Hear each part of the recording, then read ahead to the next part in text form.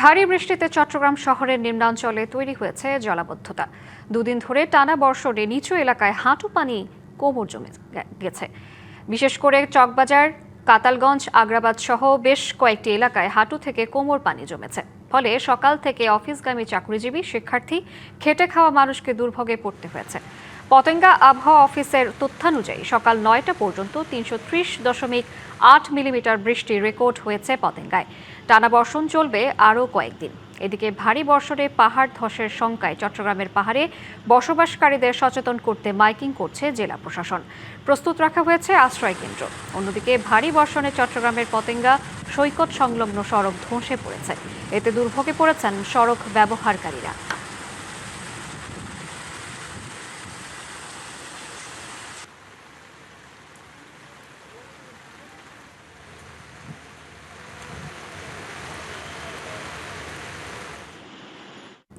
ভারী বর্ষণে চট্টগ্রাম নগরীর বিভিন্ন এলাকায় জলাবদ্ধতা তৈরি হয়েছে। এ নিয়ে বিস্তারিত জানাতে নগরীর কাতালগঞ্জ এলাকা থেকে সরাসরি যুক্ত হচ্ছেন সহকর্মী শহীদুল ইসলাম শহীদ।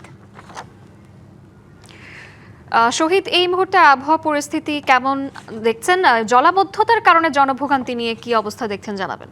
চট্টগ্রামে সকাল ৯টা পর্যন্ত যে বৃষ্টিপাত রেকর্ড করেছে আবহাওয়া অফিস, সেখানে আসলে ৩৩৩ মিলিমিটার বৃষ্টিপাত তারা রেকর্ড করেছে তারা বলছে, এবং তারা যেটি বলছে যে এই মৌসুমে সর্বোচ্চ বৃষ্টিপাত হয়েছে আসলে চট্টগ্রামে।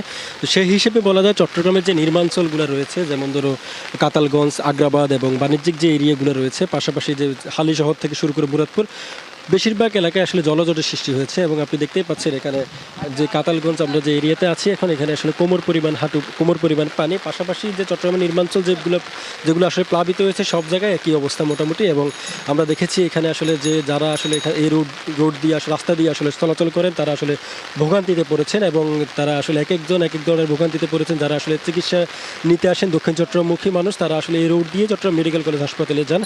নগদ নিয়ে এলো হার না মানা হার অফার। সর্বনিম্ন 10,000 টাকা রেমিটেন্স নগদে পাঠালে থাকছে স্বর্ণের হার জেতার সুযোগ। সেই দিক দিয়ে বলা যায় আসলে জনভোগান্তি চরমে বলা যায়। এবং পাশাপাশি আরেকটি তথ্য আপনাকে জানিয়ে দিতে চাই, চট্টগ্রামের যে পতেঙ্গা সমুদ্র সৈকত রয়েছে তার সংলগ্ন যে রোডটি রয়েছে, সেখানেও আসলে সড়ক ধসের ঘটনা ঘটেছে, যদিও বা সেটি মেরামতের কাজ করছে চট্টগ্রাম উন্নয়ন কর্তৃপক্ষ।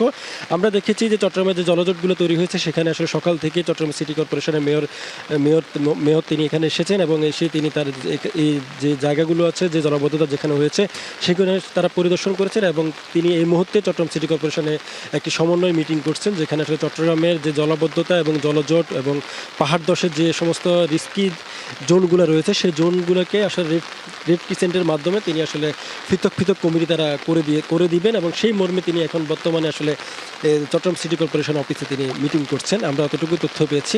এছাড়াও চট্টগ্রামের যে বলা যায় যে গত রাত থেকে টানা বর্ষণ হচ্ছে, এবং আবহাওয়া অফিসের সাথে আমরা কথা বলেছিলাম, তারা যেটি বলছেন যে এই যে বৃষ্টিপাত, সেই বৃষ্টিপাত আগামী 12 জুলাই পর্যন্ত আসলে চলবে। এবং এই বৃষ্টিপাত চলার পাশাপাশি যে চট্টগ্রাম নগরীতে যে জলাবদ্ধতা তৈরি হয়েছে, সেই জলাবদ্ধতা নিরসন করতে চট্টগ্রামের যে সরকারি যে সংস্থাগুলো রয়েছে, সবাই সমন্বিত কাজ করছে বলে আমাদের সিটি কর্পোরেশনের মেয়র জানিয়েছেন। চট্টগ্রামের কাতালগঞ্জ থেকে এই ছিল আমার কাছে থাকা সবশেষ খবরাখবর। ধন্যবাদ আপনাকে।